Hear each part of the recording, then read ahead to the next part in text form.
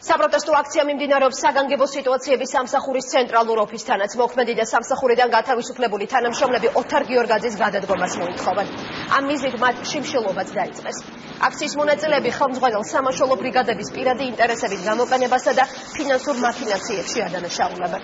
დათხოვნილი თანამშრომლები ხელმძღვანელობას სამსახურში აღდგენისკენ მოუწოდებენ, მოქმედები კი ამბობენ, რომ მუშაობას გააგრძელებენ, თუმცა ხელმძღვანელის გადაყენებამდე შიმშილობას არ შეწყვეტენ. აქციის მონაწილეების აზრით საგანგებო სიტუაციების სამსახურის ხელმძღვანელის მოქმედებებში დანაშაულის ნიშნები იკვეთება, რის გამოც ფაქტით მთავარი პროკურატურა უნდა დაინტერესდეს. მოშიმშილებთან ცოტა ხნის წინ სახალხო დამცველისა და პროფკავშირების წარმომადგენლები იმყოფებოდნენ. საბურთალოზე მიმდინარე აქციის მონაწილეთა ბრალდებებს კატეგორიულად უარყოფს ადრესატი.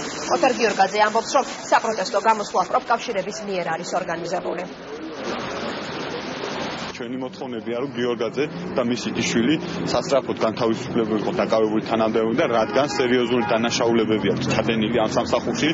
პირადად მე ვარ ის ადამიანი, ვინც გიორგაძის დიშვილი პრემიებს უწევდა და უკან ართვდა და კიდევ ის ადამიანები, ვინც მაგას იტყვის. ეს ადამიანი არის დამნაშავე და დიდი ხანია ჩვენ პროკავშირება ვიცით, რომ ბატონი გიორგაძე თავის ამსონებთან, ნათესავებთან ერთად გახლავთ დამნაშავე.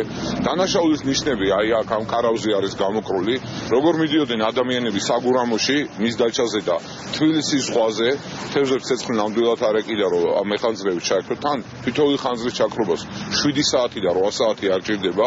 აი აქ არის გამოკრული ყველაფერი.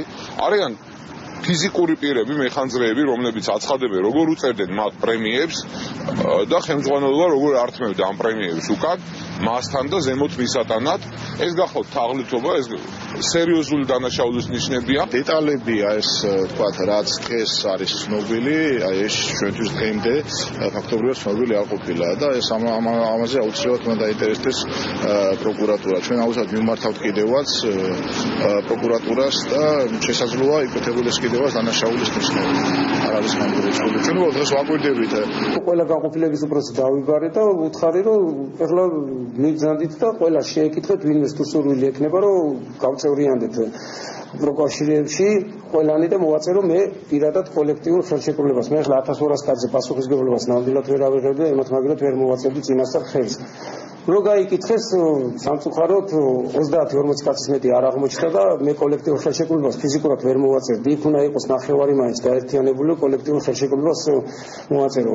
ამის შემდეგ მეუბნები ამას ყველაფერს მათ ჭინჭარაულს და პეტრიაშვილს, რომ ესე მოხდება მეთქი და მაშინ მითხრეს, რომ მაშინ პრობლემები შეგექმნებაო შენც და სამსახურსაც.